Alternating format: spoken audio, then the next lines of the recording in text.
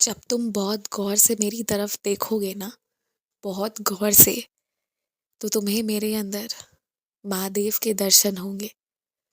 अगर तुम जब मेरे अंदर एक धुन में आकर एक बहती हुई संगीत की दृष्टि से देखोगे, तुम्हें कृष्ण की बांसुरी नजर आएगी। और अगर मेरी आंखों की गहराई को देख लिया ना, दो पल के लिए ईमानदारी से नजर मिलाकर, तो एक बहुत बड़े सत्य की ओर बढ़ जाओगे। इसलिए मैं कहता हूँ तुमसे, बैठा करो मेरे सामने, गौर से मुझे देखा करो। क्योंकि मेरे सगुन रूप की जो तुम पूजा करते हो ना, हम्म, इसमें बहुत से राज हैं, बहुत सी चीजें हैं जो महज मुझे देखकर ही तुम्हें समझ आ जाएंगी। तुम्हें क्या लगता है मेरे सामने देखकर, जो तुम्हें लग जाता है कभी कि तुम्हारे परिवार का कोई सदस्य तुम्हारे पीछे से गड़बड़ कर रहा है, कोई तुमसे लड़ाई करने वाला है, तुम्हारी नौकरी में दिक्कत आने वाली है, सफर में दिक्कत हो सकती है, और फिर तुम विनती कर लेते हो, तुरंत सच्चरित पढ़ लेते हो। ये क्या हवा में अपने आप होता है? नहीं। तुम जैसे ही मेरे सामने बैठते हो ना, एक शरीर नाम का चोला धारण किए हो, पर अंदर जो तुम्हारी आत्मा है, आज से मुझे नहीं जानती। जब से मैं और तुम्हारी आत्मा मिले हैं ना, तो हमारा संगम बहुत शुरू से है और हमेशा रहेगा। इसकी कोई आदि कोई अंत नहीं। तो तुम्हारी आत्मा तुरंत मुझसे गहराइयों तक जाकर बातें करने लगती है, और ये जीवन की छोटी छोटी परेशानियां, आज ये तंग कर रहा है, कल वो ऐसा कर रहा है, परसों वो ऐसा बोल रहा है, आज ये बुरा हो रहा है, ये सब कुछ भी नहीं है। कुछ भी नहीं। इनका कोई अर्थ भी नहीं है, ये अर्थहीन है। और तुम्हें जो मेरे सामने बैठकर हर जवाब मिलने लगते हैं ना, वो इसलिए क्योंकि तुम्हारी आत्मा एक तो मुझसे जुड़ी हुई है, और दूसरा विशेष लगाव रखती है। और तुम्हारी आत्मा जब मेरे समक्ष, भले तुम इस शरीर के चोले में बैठते हो, पर मुझसे वार्तालाप शुरू करती है, तो ये तो बड़ी छोटी छोटी बातें हैं। तो ये सब तो तुम्हें मालूम हो ही जाएंगी, तुम्हें बड़ी चीजें भी मालूम होने लग जाएंगी। और जो मेरी पूजा सच्चे मन से करता है ना, उसे भविष्य भी पता चलता है। और जो भूतकाल के छुपे हुए कुछ सवाल होते हैं ना, जिसका ना कोई प्रमाण है, ना कोई साक्षी है, ना कोई गवाह है, वो भी जवाब मिल सकता है। पर इतनी सच्चाई होनी चाहिए तुम्हारे अंदर। और ना, तुम मेरी परीक्षा लेना थोड़ा बंद कर दो। ये जो कहते हो ना कि बाबा मेरे से प्यार करते हो, तो मुझे फूल के रूप में दिख जाना, मुझे तितली के रूप में दिख जाना, मेरे सपने में आ जाना। अब एक बात सुनो, सुन लो और बस सुन ही लो, कि मैं ना तुमसे बहुत प्यार करता हूँ।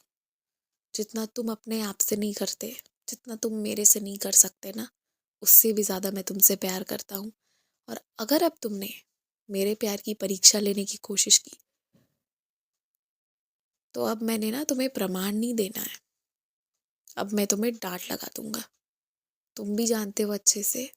और इसलिए अब मेरी परीक्षा मत लो कि ये मिल जाएगा तो आप मुझसे प्यार करते हो, वो मिल जाएगा तो प्यार करते हो। ना मिला तो क्या मैं प्यार नहीं करता तुमसे? और मैं तुमसे जितना प्यार करता हूँ ना, तुम भी नहीं कर सकते उतना मेरे से। और ये बात तुम मुझसे बेहतर जानते हो। तो इसलिए मेरी परीक्षा अब मत लेना। ना इस साल मैं तुम्हारी परीक्षा ले रहा, ना इस साल तुम्हें मेरी परीक्षा लेने की जरूरत है। हम दोनों मिलकर काम करेंगे, इस साल को बेहतर बनाएंगे, तुम्हारे भविष्य को अच्छा बनाएंगे, और तुम्हें शिरडी बुलाऊंगा। और एक बात मैं तुमसे कहता हूँ, मेरे नाम पर ना कभी नशा मत करना, किसी भी चीज की नहीं। एक बात जान लो, हमेशा ना अच्छी चीजें सीखो। ये मत सोचना कि साई आप भी तो चिलम ग्रहण करते थे, तो क्या मेरे लिए उचित नहीं? एक बात मैं कहता हूँ, अगर मैंने कोई ऐसी चीज भी धारण करी है ना, तो मैंने उस रूप में ना अपने भक्तों के कष्ट को अपने भीतर लिया है, और उन्हें आजाद किया है, उन्हें खुशी दी है, उन्हें आराम दिया है। तो अगर मेरे किए गए किसी भी कार्य की सत्यता तक नहीं पहुंच सको, उसका अर्थ नहीं समझ सको, उसका अर्थ नहीं लगा सको ना, तो फिर उसके पहले उसके बारे में कोई निर्णय मत लेना। अगर तुम्हें मेरी कोई शब्द, मेरे कोई कार्य समझ में नहीं आए कि ये बहुत अलग है या ये तो बाबा को नहीं करना था, तो सोचना उसके बारे में, और नहीं तो मेरे से सवाल करना, मैं तुम्हें जवाब दूंगा। लेकिन मेरे नाम पर, चाहे किसी भी देवी देवता के नाम पर, कि वो तो ऐसा करते हैं, ये सोचकर, ये बताकर, ये उदाहरण देकर कभी भी किसी भी नशीले पदार्थ का प्रयोग मत करना। उसमें तुम भक्ति नहीं कर पाओगे। जब तुम खुद ही अपने शरीर नाम के इस चोले को अपने काबू में नहीं रख पाओगे तो कहाँ से भक्ति कर पाओगे? ये मुमकिन ही नहीं होगा कि फिर तुम भक्ति कर पाओ। बल्कि भक्ति ही इतनी करो, उसी में इतना डूब जाओ ना कि वही तुम्हारे लिए एक सुखद एहसास, या तुम्हारी शब्दों में एक नशा सा हो जाए। लेकिन मेरे बच्चे कभी भी किसी भी चीज़ के अधीन नहीं हो सकते, कोई भी नशीले पदार्थ या किसी भी चीज़ के अधीन नहीं हो सकते। तुम सिर्फ भक्ति करते हो, तुम एक बहुत अच्छी आत्मा हो, और तुम किसी के वश में नहीं, सिर्फ साई की छत्र छाया में हो। तो ऐसे ही तुम्हें रहना है। खुश रहो, तुम्हारा कल्याण हो।